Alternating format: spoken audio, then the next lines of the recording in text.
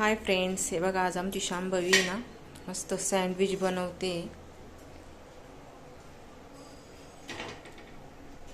2 bread घेतले तिने, मस्त त्याला तूप लावून भाजून घेतलंय आणि आता ती त्यात मी एक जो बेसन चिला केला होता तो टाकून खाणार आहे आणि तिला खूप आनंद भेटतोय हे सर्व करताना।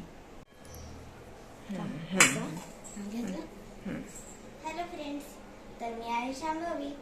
तर टोस्ट सोबत पिठल्याची पोळी तयार आहे।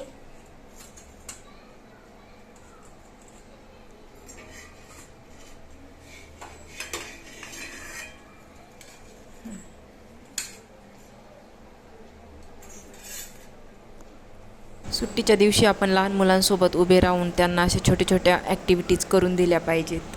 यातूनच मुलं हळूहळू शिकत जातात, नाही का?